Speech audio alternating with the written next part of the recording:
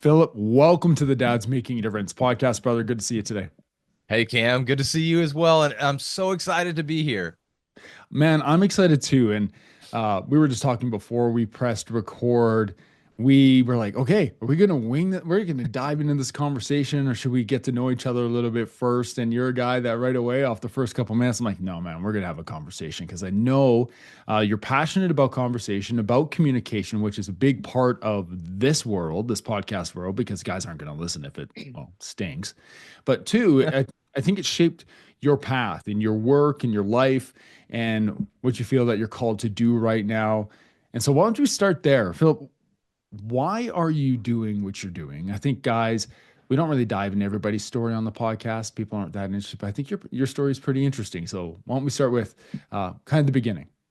Yeah, so this goes all the way back. Actually, today I discovered that it goes back further than third grade. This actually goes back to when I was like 3 years old. I actually regressed from being able to speak because of fluid in my ears. So I had to get surgery, get tubes in there, all this stuff. So I was kind of speaking, and I stopped speaking, started speaking again. But really in third grade was where I kind of have a story of where I was so shy that the teacher didn't even notice the day I was gone. I come back the next day, I ask her, "Hey, what did I miss?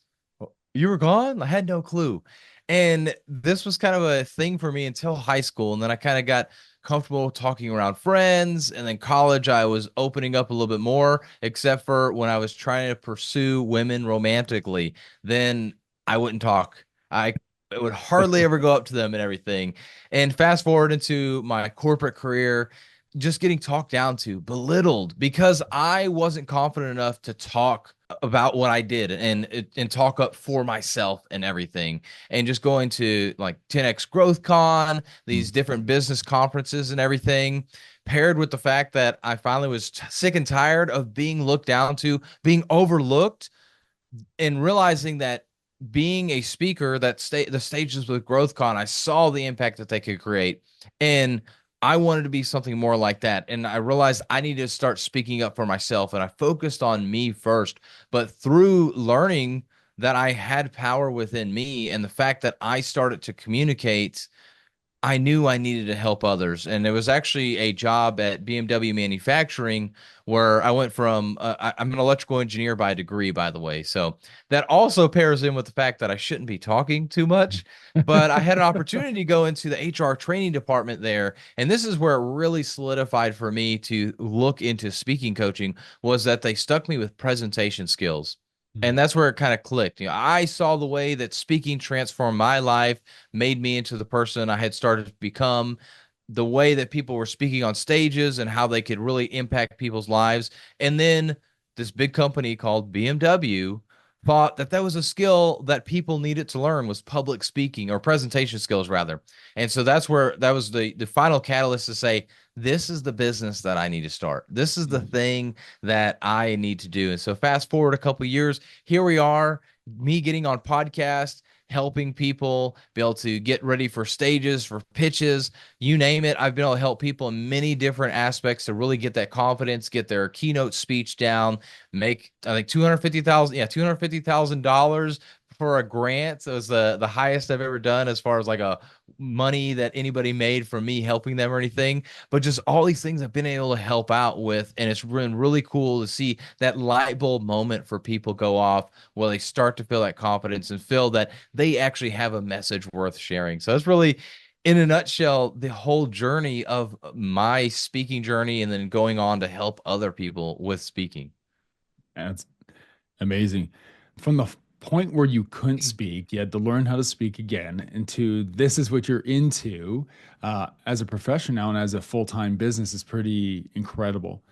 Now, it's not all you do. You're a dad. You have a Yeah. family. You're raising young kids, 8 months old and 3 years old, right? Yeah. Yeah, boys, girls. Two girls. Two girls, you got your hands full. Yeah. And it's just going to And get worse. it's gonna get better. It is gonna get better, Well, the hands but full part trust is me. going to get worse because they're going to want more money, and I'll just become an ATM. I guess at that Yeah. point, just give me money, Dad. No, it'll be good. It'll be good. Oh Trust me. yeah. I have a Oh yeah. 12-year-old daughter, and she's always asking for ways that she can add value so she can get money. That's like Hey, the well, hey, at language that least we she's trying to use. add value Yeah, first, you know. that's the language in our home. You add value, then we can talk about money.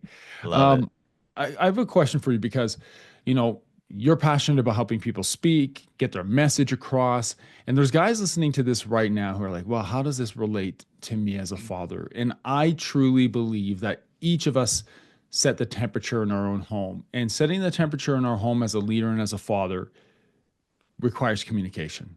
It requires an ability to communicate what you're feeling, what you're thinking in a way where it's well received, where other people can then take action. Now, some of those people are 3 years old. Some of those people are your wife, who's a few years I was around your age. 21. Yeah, right. So, so when you're looking at communication as a skill, what are some of the key aspects that guys should think about anytime they want to start communicating more effectively or clear? I would say two things. One, what is the outcome that you want to have from that conversation? Mhm. And then two, what is the situation going on? Especially, I would say that time of the month or just emotions are high with our wives. Unfortunately, they do get very emotional, and us as men are very logical, and we want to make things good in the household, and we want to make our wives happy and please them and everything. And a lot of times, what happens is in the moment, they may say something a little snippy, Mhm. and we think, oh, what did I do wrong? Well, a lot of times you didn't do anything wrong. Now, I'm not saying every time, but maybe it's 50-50. Who knows where that's at exactly? But you need to think about the situation. Is she saying that because she's frustrated because maybe she was at work all day and now she comes home and she's got to get ready to cook, but then the house is a mess and the kids are demanding her attention and there's all these things going on? What's that situation? But then also, what is the outcome that you want from that conversation as well? So in that in the situational things, especially with the high emotions, you're probably not thinking about the outcome you're trying to get. But if you're wanting to do something, if you're wanting to lead the family in a certain direction, you need to think about what is the outcome, what is the results you want from the conversations. And when you're kind of thinking with that end in mind, you can reverse engineer that and really guide that conversation or almost lead it in the right direction. And that's what I found. I think, especially with the younger generation of women, they're not, I mean, they are submissive, but it's almost a different kind of submission than maybe our parents that are at least in their 60s or 70s, whereas you just submit it to the husband. Whatever they said, that's what you did, or at least on the outside, that seems to be what it was. Now the women want to be involved in that, but you have to help them, give that picture to them. And that's what I feel like, at least with my relationship, that's a lot of what it is really giving that solid foundation and talking about that end in mind where we're trying to go, and then try and logically build up some of those steps, but then also try and bring in how I feel about that and get her involvement in that too. What do you think? Rather, and like, hey, this is kind of where I want to go. What do you think about this? And then let's talk through that after that. But really knowing, hey, I want to get this result at the end of this conversation, or like, hey, here's where I'm thinking about going. What do you think about that? And really getting their buy-in, and not necessarily like, this is what we're doing. I don't care. And there are times for that, but a lot of times that's not the situation. It's just so Mhm. those are kind of two things, like, thinking that in end in mind, and then situation that's going on right now, how you should start addressing that conversation. Amazing. Thanks. So, outcome and situation. Now, for you, based on your experience and the work that you do, what are some of the maybe practices you individually, as a husband and as a father, some of the practices and tips and maybe skills that you use when you're teaching somebody to present or to speak to a group of people? What do you take home with you and you find that you're using most often? The biggest thing is really the audience. And so the way I would talk to my 3-year-old, and obviously 8-month-old, she's not talking at all. So we're just kind of having little silly conversations, or I am to her. But the 3-year-old, I'm going to talk different to her than I will to my wife. And the same thing when we're going to speak on a stage or in front of a group, depending on that group, whether it be based on their sex, whether it be based on their age, the environment that they're in. These things are things that matter when you're speaking to groups. And so it's the same thing there. there. And it goes back to that situation as well. What situation are you in right now? Is your wife in the middle of cleaning the house? Is she in the middle of doing dishes, cooking, trying to take care of her kids, or changing a diaper right now? That may not be the best time to try and talk about the household finances. So Mhm. you got Yeah. to look at that environment and then know who you're talking to. So that's really how I transfer that into the household, and then really trying to think from their perspective as well. Like, because us as men, we've got this information up here, and even business owners, we've got all this information up here, and we think, oh, they just know it, but they Mhm. don't. And so, to give you an example, we had this ant infestation one time. And so, we've got the dog food, which is where it's right there in the breakfast area where the dog will eat. But then we've also got the dog food container, which is in the laundry room that has all, has the rest of the dog food that when we need to give him more dog food, we give him that. So, one day I tell my wife, oh my gosh, there's still ants. We thought we got rid of them. And I'm like, oh my gosh, there's ants by the dog food. And then she comes back not 30 minutes later. She's like, oh my gosh, there's ants by the dog food container. I'm like, yeah, that's what I said, but I really didn't. And so I need to Yeah. let her know. And so I use that as an example because while I said the dog food, there was two locations for that. And so she assumed I meant the dog food bowl, but really I meant the dog food container. And just simply saying that one more word that I had in my head would have prevented that next conversation, which again, that wasn't critical. But then we take that to when we're having these conversations. Are we giving enough information that the other person can know what's going on in our head? And that's where we tend to falter a lot of times. And I'm still guilty of that I do that a lot of times, Yeah. that I assume the other person has that knowledge when they really don't. So it's really kind of feels like a giving more than enough information. You're like oversharing in a way, but that's kind of another thing that I do when it comes to the communication that I have to think about. So I'm thinking about what knowledge does this person have when I'm communicating with them, and I try and speak to their knowledge, just like trying to create a standard operating procedure. Mhm. You're trying to write it in a way that anybody could pick that up. So you're trying to speak in a way that anybody can really understand, not everybody has to be at the same level of knowledge as you in order to understand it. Yeah, I found in my home one of the things that I've had to rely on is the step of connection, clarity, Mm, and understanding. Like connection for me when I'm communicating with someone, whether it's in a professional context or at home, is often eye contact for me. yeah. So, I know a lot of public speakers, and you train public speakers. I don't. I just know that when I'm in front of a room, which I often I'm in front of a room, a lot of people, I will still make direct eye contact with people who are in the audience. Yeah. I feel that it pulls them in, it engages them. So when I'm in my home, why don't I do that? So I walk in, I make sure that I'm like looking at my daughter when I'm speaking with her, looking at my son, and when I'm having a conversation with my wife, it's body positioning, it's eye contact, that connection piece first. And Yeah. then, am I being clear in what I'm saying? And the way that I find that out, and this goes back to your dog food example, is I'm seeking understanding after. Um, Yeah. so I will ask, do you understand? Like, do you understand why this is important? That's Mhm. more of a kid thing. My wife Yeah. Oh typically yeah. Yeah. understands. We're on the same page most of the time, most of the time. Yeah. But it's that idea, that connection, clarity, understanding. And I think as dads and the men listening to this, we communicate either well or poorly in the workspace or in our business. And then we get home and we think, oh, I'm a great communicator at work. I'm a terrible communicator at home, or vice versa. Yeah. I don't really like communicating and peopling at work, but I'm a great communicator in the home. How does this work? What encouragement would you have to guys, and what maybe are some practices that they could use that you would encourage them to take that next step in improving their communication across like universal environments, no matter where they go?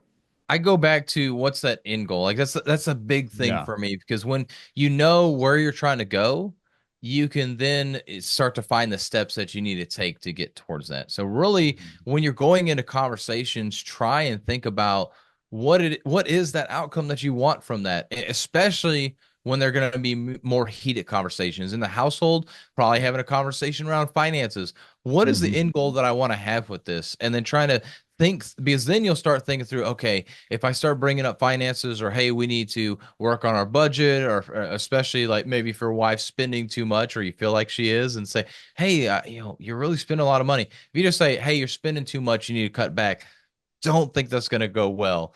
So if you're going to say that, think about what she's going to say. How is she going to react? And Mm. then you can start thinking about ways to talk about that. And in the workplace, this works out very well also, because when you have to have these tough conversations, or you have to let somebody know, hey, you did this thing. I don't really appreciate you that you did that. I feel like you disrespected me, but they're gonna want to lash back because they're gonna feel like they're backed into to a corner.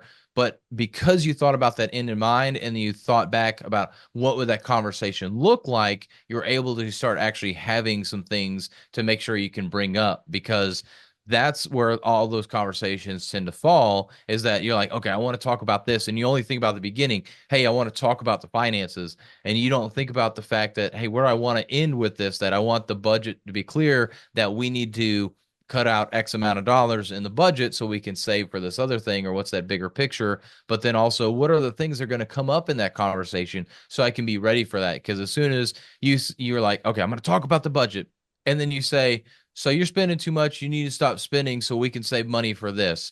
What do you mean? I don't spend money. Like, she's gonna fight back on you immediately because she feels attacked. And now, because you're not prepared for this quote unquote attack, now you're Mhm. like, well, I mean, and then you're probably gonna say something terrible. Be like, well, yeah, I mean, you spend money, you do this, you do that, rather than, well, hey, no, no, no. We're trying, like, this is what we talked about. We want to get you a new car, or we want to get kids Christmas presents and stuff like that. So we've got to cut back here so we don't incur more debt, or whatever it may be. So be prepared for that. And that's again why I say, what's the outcome you want, and then reverse engineer. That's the biggest thing for me. Yeah, amazing.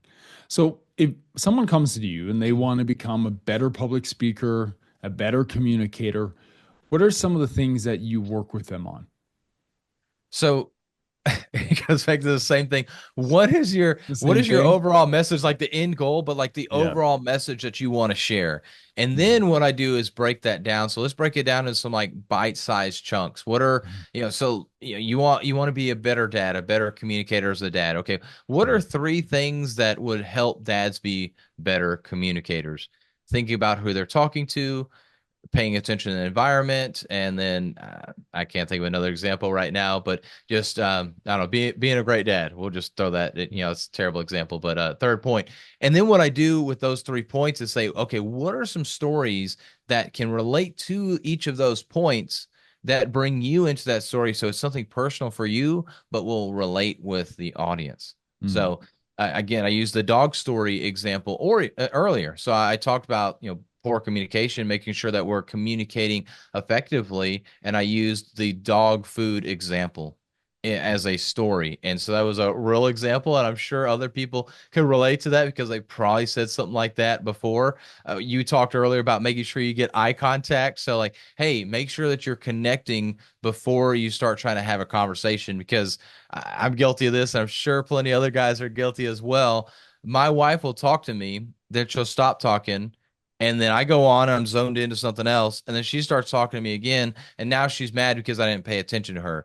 Mhm. And I'm like, you've got to get my attention. Like, you stop talking. And sometimes, I mean, I'm bad about it. It's like not even 5 seconds, and I'm already moved on to the next thing. Sometimes it's a couple of minutes, and she starts trying to talk again, even though I'm in the same spot.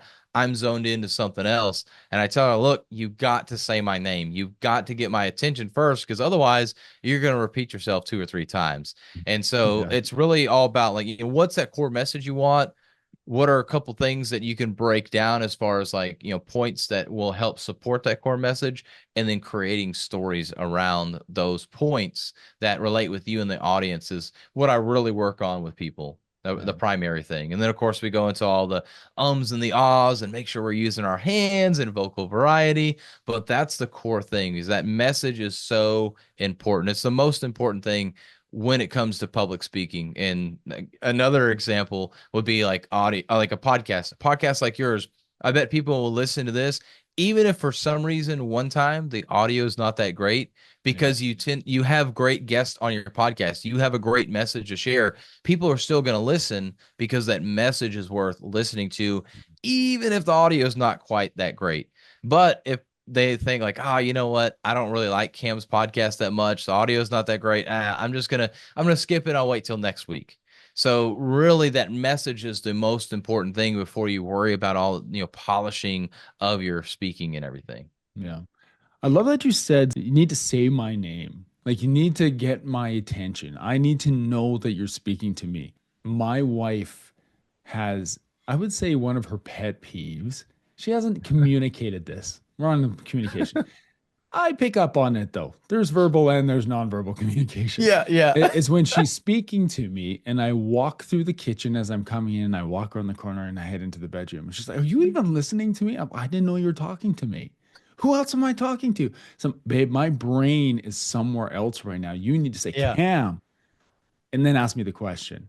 And the yeah, same thing happens with my amazingly excitable, energetic 10-year-old son. He never listens. I'm like, does he know you're talking to him? Like he hears words, but yeah, he doesn't understand that they are directed towards him. And I love that you say my yeah. name and make that connection because that's an important piece in breaking down that first barrier in communication.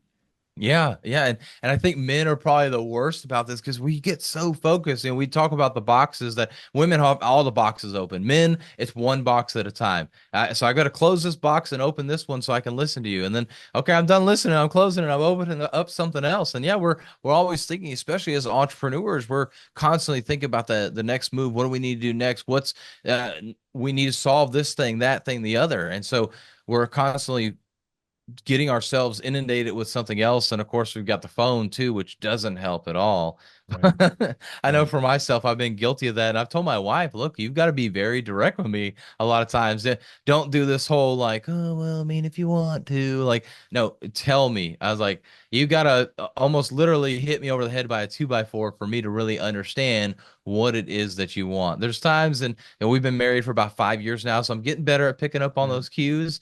But at the beginning, especially, I'm like, I'm not picking up on the cues at all. Like I'm apparently dense here, not getting it. Is you're getting mad at me, but I have no clue why, because you seem to be okay with it, but now you're not. Like,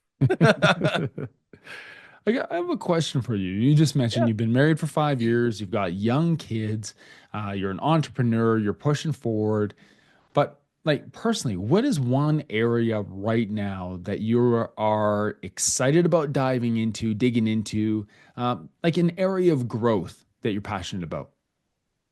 I mean, it's really just building my business right now. Like I'm trying to build up my team. So I've got a team of virtual assistants that help me out so much with all the business endeavors that I've got going on right now. So I'm not the one having to do all that work. And so Yeah, really just trying to pour back into them and build them up and share the vision so we can continue to grow the business and everything. So that's really what's exciting for me, and of course, and I guess I mean of course as well with the girls, really trying to grow and develop them. The one's 3, so I'm really looking forward to like as she's getting more into things and helping her out as well. So I guess it'd be those two things. But the thing that's like super lighting me up outside of the dad world is definitely developing my team and the business. amazing. Philip, if someone wants to connect with you, learn more about you, where can they do that? You can find me on any social media platform, The Real Philip Sessions on Facebook and Philip Sessions on LinkedIn are my two primary spots I hang out at, and that's Philip with 1L. Appreciate it. Philip, I appreciate you, man. Thanks for doing this today. It's great. I think communication's key. I wish you the best with your family and those young girls. It's just you're in such an exciting season right now. Yeah, for sure. And right back at you with your daughter and son. And even though you're a little bit further ahead of me, it's still an exciting time as well for you. But thank you so much for having me on the podcast. Of course.